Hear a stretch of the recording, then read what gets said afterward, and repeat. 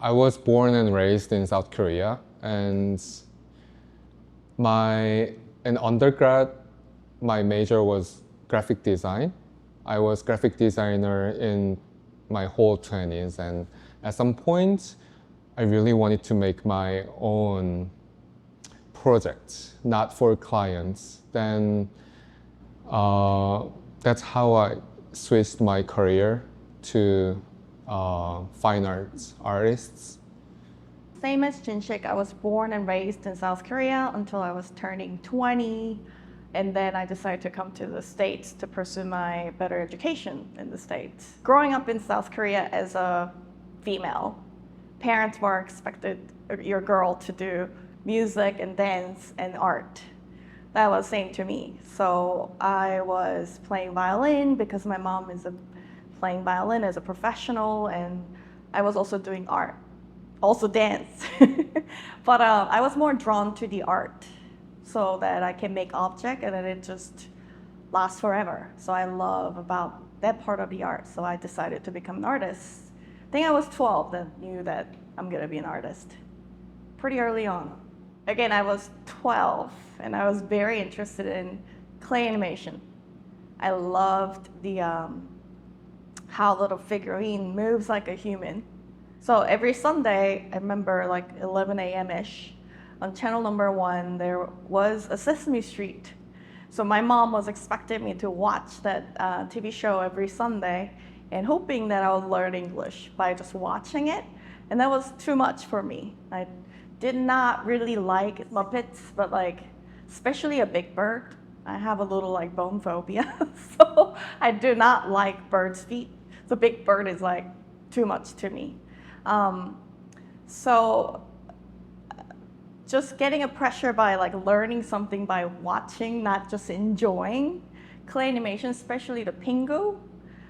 This little like penguins, their family stories, and they don't speak. They don't really have a specific language. So that was the first time that I saw it, and I'm like, I don't have any pressure. I just have to enjoy this. So I love the clay animation. That's where it started, and then I just love the tactileness and then how it moves. So I think that's where I was like so interested in like, okay, I'm gonna be an animator who creates the clay animation. That's how it all started.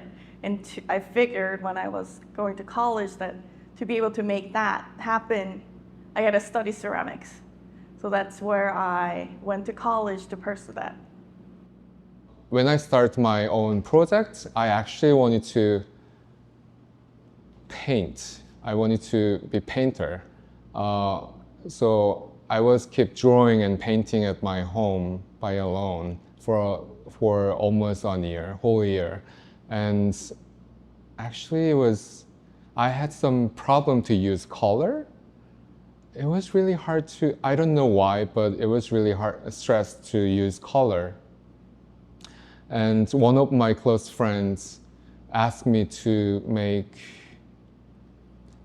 3D sculpture based on my drawing, because I was struggled to finish my work, and my friends told me, oh, if you make your drawing as a 3D sculpture, the light and shadow is gonna help you to finish. I mean, at some point I had to to figure out the color part, but that advice was super helpful, and that's how I started making the 3D sculpture. And then I strongly believed I could find any specific material as a main medium. So I tried to learn how to use wood, fabric, and like metal. But one day when I tried to use clay, I felt this is it. Because I really loved the character of the clay, which is being pulled when I pull and being pushed when I push. That direction of the medium, how to be worked, was the point how I fell in love with clay.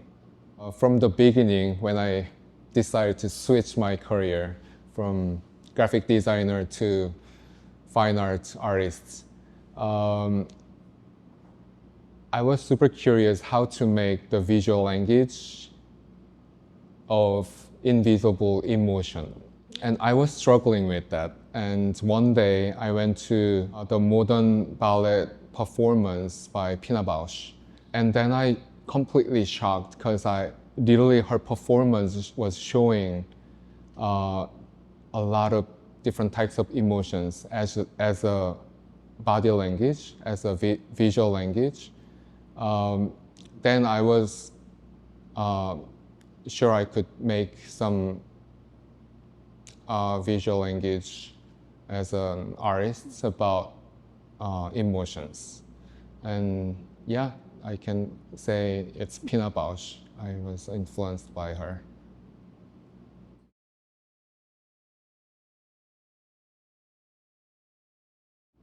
When I decided to switch my career to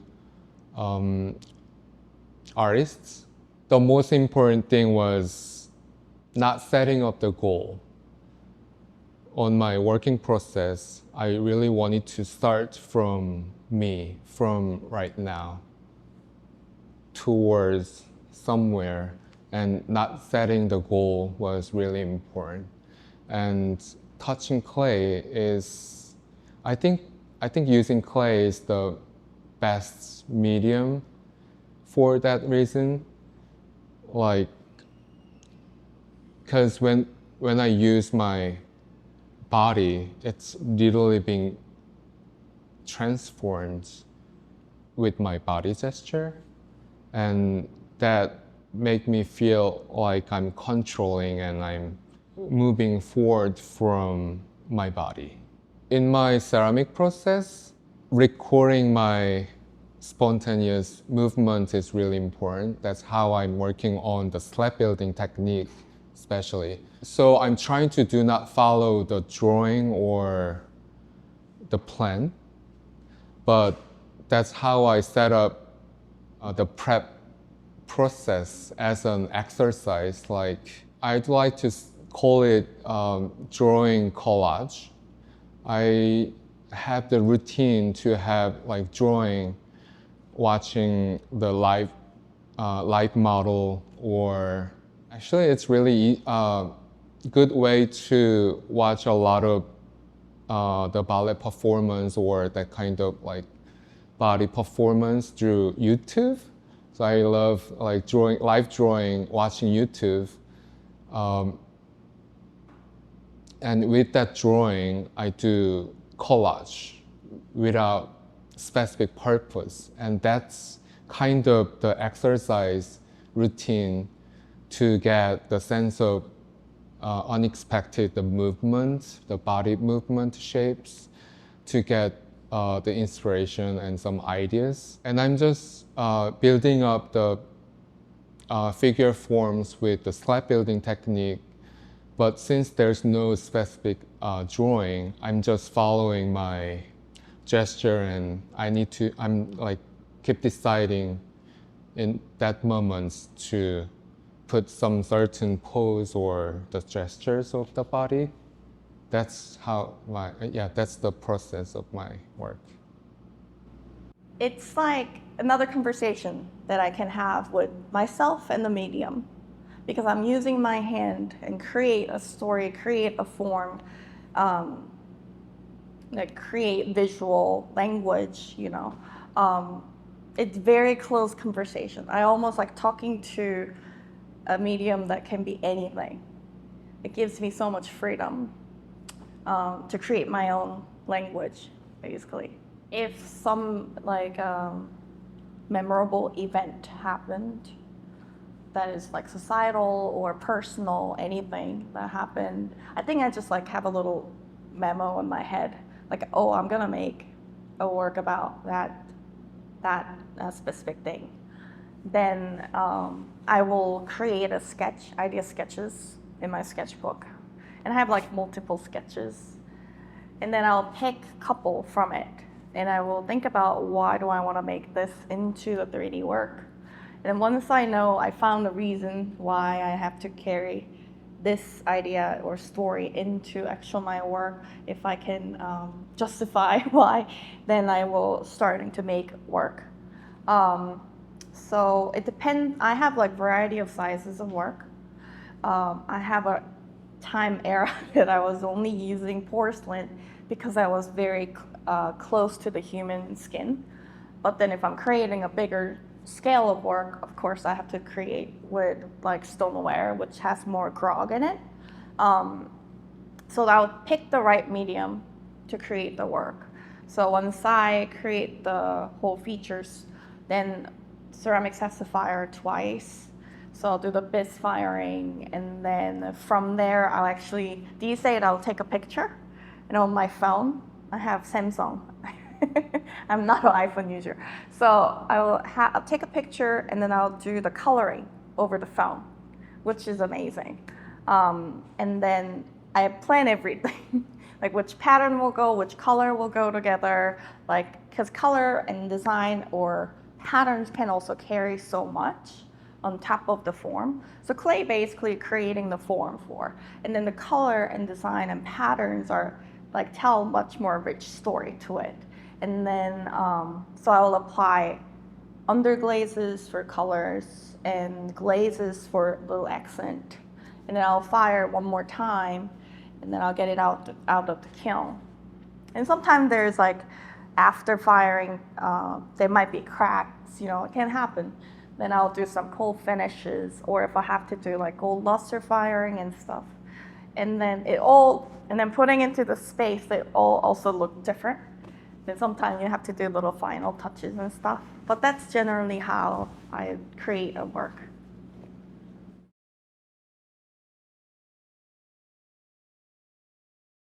I do both. You do both? I do create functional piece.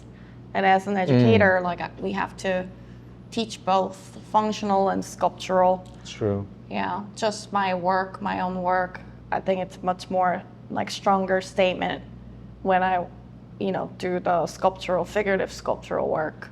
But I do create functional work. I have to teach them how to sustain themselves. So, how about you? Same. I need to, because I'm also teaching, but in my work, I do not make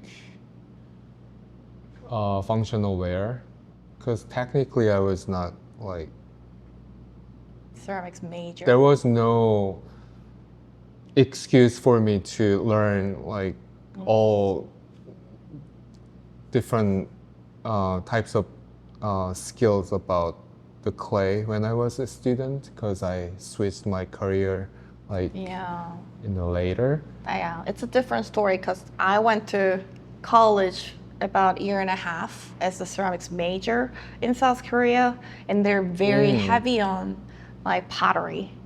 So I remember ceramics 101, classes are all about functional wear. So I created a bunch of teapots and teacups, So I think and then even when I came to the States, I was undergraduate at Alfred. And then I still thought that I was a potter. I couldn't really decide it, pottery or functional wear to the sculptural. So I think I was doing both. Then it was evolved later on. Yeah, and I don't know, like learning more clay and working more and more, I'm like, just automatically for me to know about the medium's history, and that is always related with the functional wear. So it's not easy to do not think about the function things, but now as a contemporary artist, even though it could be the functional wear, I'm like more focused on what does functional means. Questioning what is functional is keep being changed through the context. Messenger series, which is about the people who are doing ritual ceremony for ancestors, and I wanted to bring the light elements into my the project, and that's how the light is functioning in my work, but that is not lamp. So that is what it is. Like I'm using something very specific, the way to show my visual language, but not sure it can be read as a function or not. I think 2 years ago, I had some, I don't want to say like breakdown, but like I had some moment that I wanted to pause about it, whatever I'm making, because I felt like I was not fitting into trend. I think we all go Not fitting into trends? Yeah. Like I think we all going through that. Like I felt like I was hitting a wall almost. Like I'm not making work that like museums wanted to show, or like people does it as like they uses clay as a medium, they break the law. Like I always thought and taught that traditionally ceramics has to fire certain ways. You have to like there's a like process that you need to follow to complete the work. Like even painting the sculpture with non-glaze or underglazes, like that was forbidden when I was going to colleges. And then these days in contemporary scene, like they take clay as one of the medium to talks about their work. And that was happening a lot. And I was seeing that like drippy glazes, like non-fired work. And like, to me, it was like kind of shocking. So for me, I was like, am I not like following what people think like the bigger capital A scene? So I was like, that's why my work doesn't show in the bigger art crowd. So I had that like question. I think we all like question. I think that's what makes you keep on going to make. So 2 years I was like doing a lot of sketches. I was doing some researches. Like I was looking at a lot of like other, not just fine artists. I was not true to myself, I have to say. Like I was making work that is not me. Oh. You know? How did you overcome? Did you overcome? Then, of course, we have deadlines like for next show, next exhibitions, and galleries and museums are expecting me to show certain type of work because this is like Kyungmin Park. That's like what they know about me. So they're asking like specific work for it. And I was like almost forced myself to get out of that rabbit hole and just make work to just show. And then by creating that and having the time actually make me gain more confident in my own voice. I was like, really, who cares? It's my work, it's my story, it's my art, that this is my way of speaking. Then what do I take somebody else's word to say my own story? So that's when I realized like, just stick with who you are, what stories you're talking about.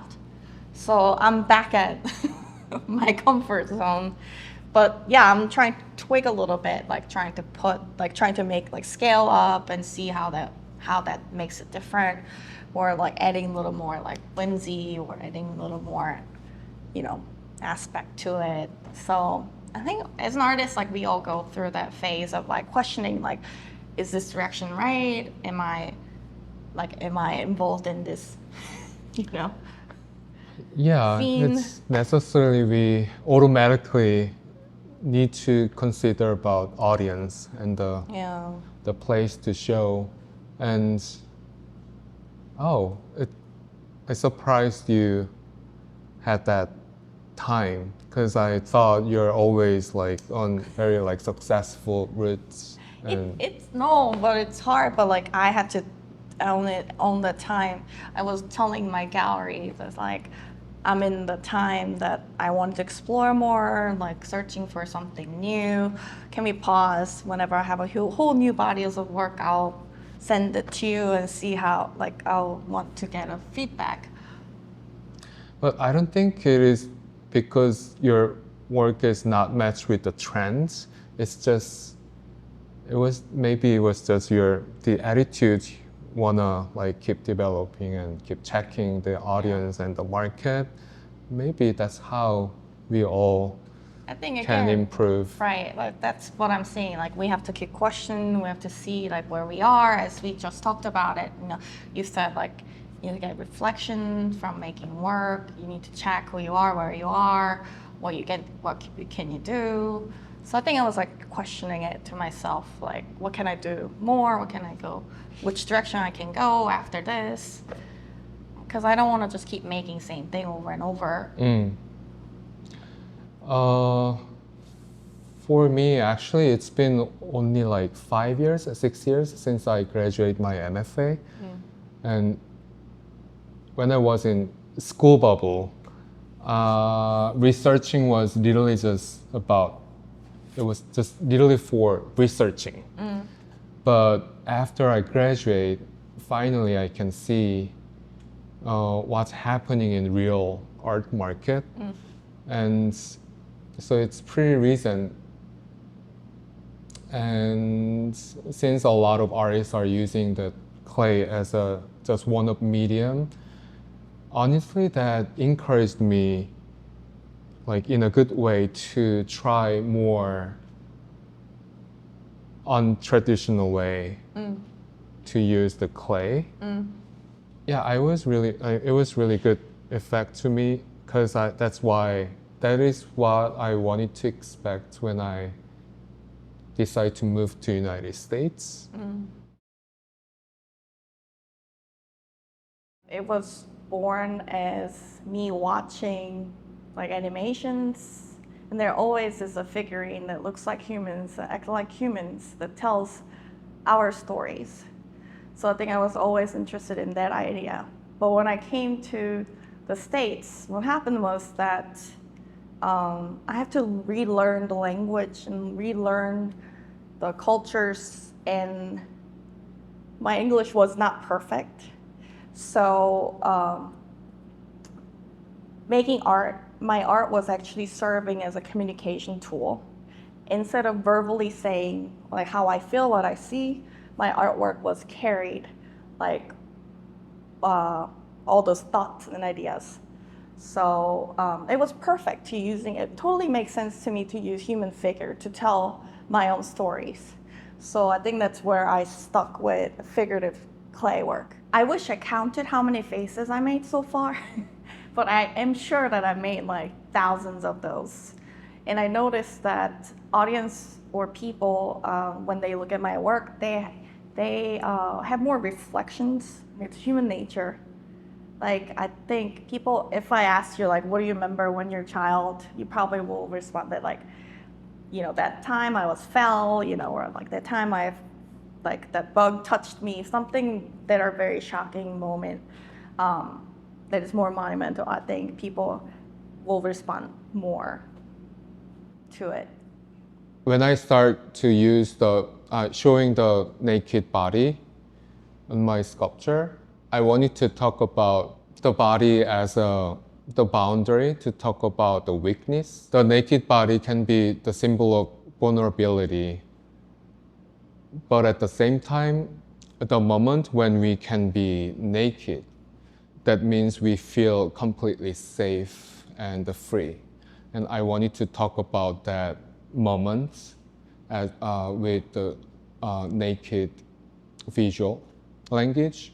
That's how I started to think about the boundary, that line, like the specific moment when we feel comfortable and the vulnerability at the same time.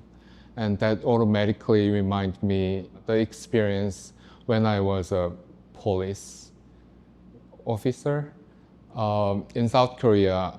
When I did the military service, I was a riot police for 2 years, and I felt like that moment could be the police line, which gave me a lot of questions when I was in military service, like dividing the police, which is the symbol of government, and also with the citizens who is protesting. And I had a lot of questions like who the government is trying to save, or the working for, and what the police line is saving. now I'm using the naked body as the symbol of the police line to talk about the nationality and the sexuality and the individuality. It changes over time. Of course, technically, like it will get better over time. And the funny thing is, like, I think even at the end of late 20s, I didn't want to create a work necessarily talks about like social issues, more like bigger term of it. I didn't think that that's necessary. That's not like my style. But I think going through COVID, I think that changed my mind a lot. That I think as an artist, we should like raise up the voice to collect more consensus among people, especially as a Asian female. Like I thought that was very important. So I was creating more work that talks about what's going on in this time that we're living in. So theme and motif changes over time, I think, since I'm aging. I think earlier work, I didn't really talk too much about who I am as a Korean. It wasn't really part of my work. It was more like focused on who I am as a Kyungmin Park. It was not like Korean female artist who lives in America. But over time, now living in the States of almost like 20 years, my identity totally shift. So I am born and raised in Korea, but also work and, teach and live in the States. So I feel like I am half and half in a way. So I think we use a lot of this word diaspora, So my work all of a sudden wanted to talk a lot about my heritage, where I'm from, where I rooted, and how I shaped in different countries. But there is also a lot of thing happened living in the States, and that affected me, shaped me a lot. In my 20s and 30s, I spent a whole, that 20 years in America. So it's mixed both, I would say. Yeah. Well, there's a couple work that has like panda images. Like for me, that whole imagery and concept happened during the COVID because until the COVID era, like I didn't notice. I mean, I did know that I'm Asian female, but like at that time, it was much more affected me. So then there were like famous internet meme. It was like, be like a panda. He's white and black and Asian. I just like saw that. It was like everywhere in social media. So I took that, the quote, and then I created an image of panda on top of like female figures. Just to talk about, I forgot. I was labeled, So, and again, like before that whole time, like I didn't really label myself as Asian. Like I was more like, I am who I am. Then people also ask me a lot of time, like, why do you only create female? In Jinsik, you only have like male figures. I think, again, it can be like in between too.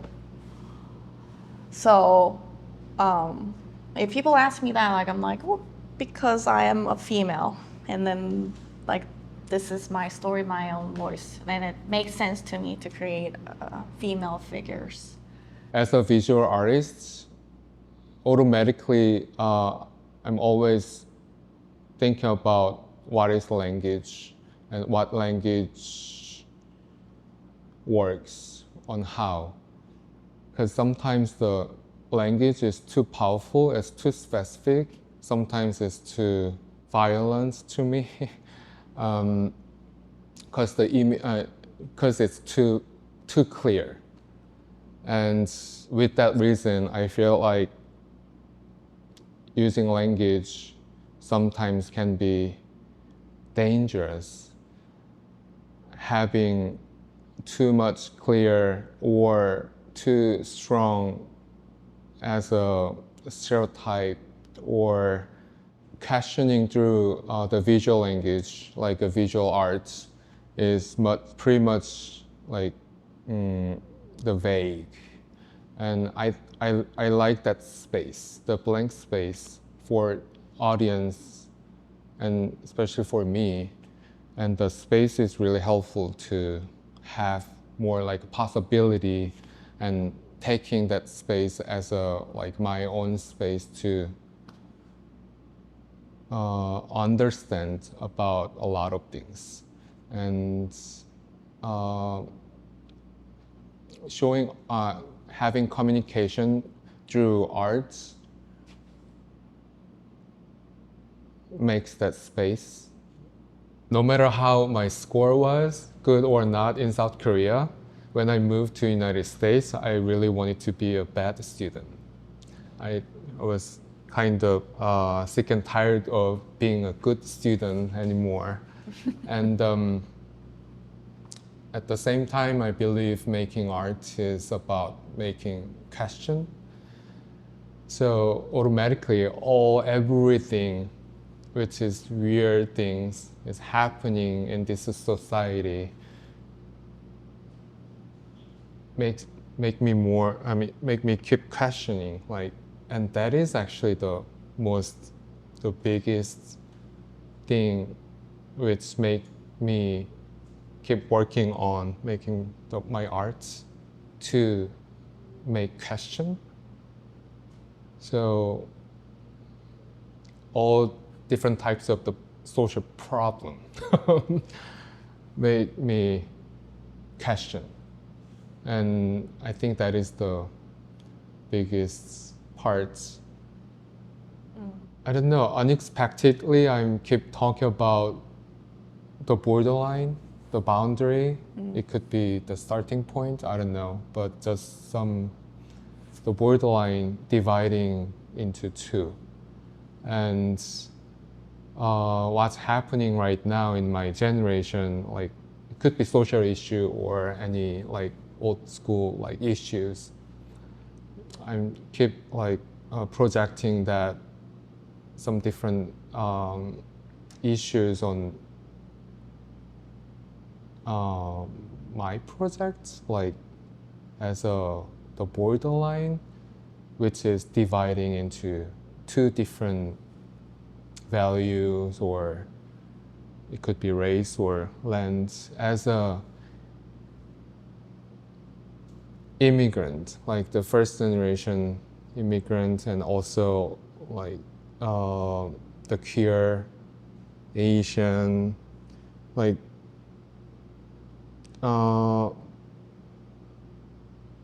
it's just happening even though I do not make any effort. Intentionally do. Yeah, trying it's to just say. happening. I think that I agree. Like, we're not trying to like do something or make up a story. It just like naturally occurred to us because this is who we are. This is like the time and society we're living in, that it's necessary, and it's just gonna come naturally to talk about like how we exist in this world. If it's whether like social or your own personal life, your own identity, like. Do you think living in foreign country as a foreigner is helpful to see and understand your arts? My art? Yeah. Or about yourself? I don't know. I guess, yeah, for myself. I think if I lived in South Korea and never left that country, I probably will make totally different art and different story. But because I am an immigrant who lives in America as a Korean, I think that shaped me who I am, and that affected me a lot to be what my art is about. Like, if I'm making this kind of art in South Korea, I don't know if I would get much of like same spotlight, I would say, but because they see it as more unique and different than you know, what's happening. But it's America. It's America is like country with like basically everybody from everywhere. And we all just respect each other, our culture, and creating our own unique culture in America. That's what I see as United States. What's the benefit of living in the United States? Respect who you are, you know, where you're from, but we all come here, and then there's a bunch of people immigrated from other country, and then mingle, you know, combination of all. I think that's what makes America. Yeah, I mean, pretty much same. Actually, living in America is not the point for me. It's just being exist as a foreigner in certain place makes me more like just breaking down all the like common sense what I've been have when I live in South Korea was completely like broken down, and Like I more think that's freedom. more like because everybody literally like everybody has different value as a common sense. So that concept about the common sense was completely broken for me, and that experience was really helpful for me to understand about myself and actually having like more confidence, because that means I can set up my own common sense and nobody cares. And it was good. Everybody will be different, but to me, it's not a conflict. I think I found the beauty in that you could totally tell a story with both cultures.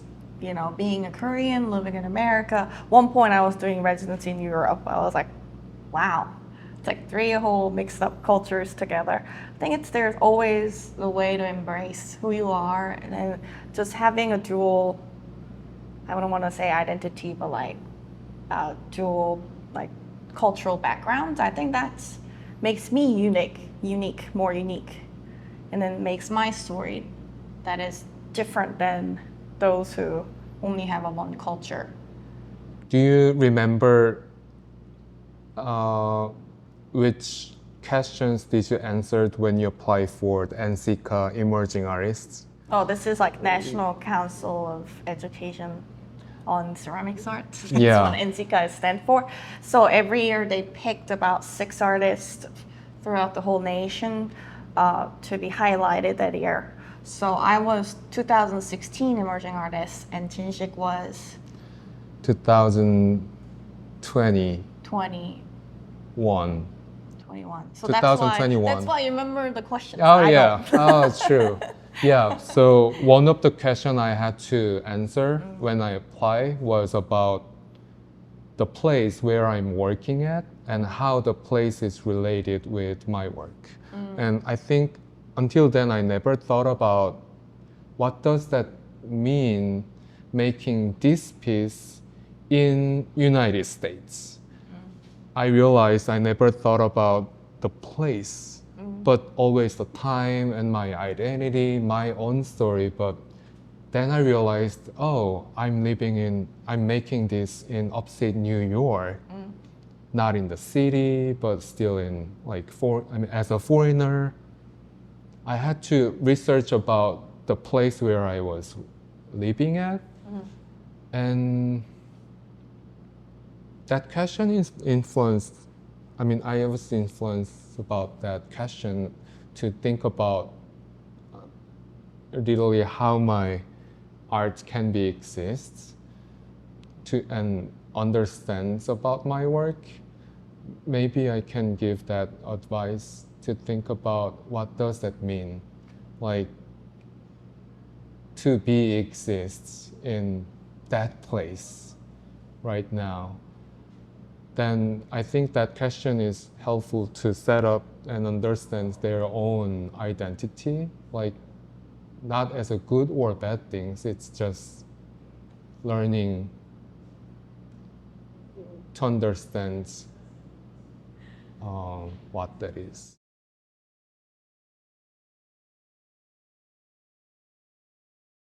I make art to share. I feel like If I just make art and then put it in the basement, I don't think that does much. But as an educator, I also did not see myself to be a studio artist entirely. I want to share. I think it's important to interact with other people. And then the best way of doing so for me was being a teacher. So teaching is like one of my passion. Oh. And like seeing young generation and like having very close, we're different than just lecturing courses. We're physically there for them and then making work together. They see me also as like working artist. That kind of interaction between young students and myself, and like seeing their growth and them seeing me as a working artist, that very active interaction. I think that's what makes me excited, that I can help, I can contribute to the younger generation to speak up with their own voice by making art. And then helping them, I found it very meaningful to me. I would say be honest to yourself. You know, art is, you're the only one who knows about what to create, what you want to speak about, what this work is about. So if you're trying to like fake it or trying to make a bigger story that you're not really true to, your work will show it. So I'll say, like, be true to yourself, and then your work will carry who you are, what kind of story you want to tell. Yeah, I mean, pretty much same.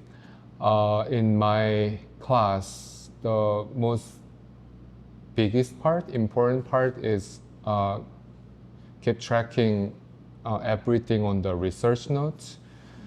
No matter what the project is about, making functional wear or the sculptural. I encourage my students to focus on, like, keep tracking what happened. It's more focusing on their own experience. Like, what happened when you make something, especially with the clay, and that recording that experience and keep checking it, what's happening as their own experience with this medium.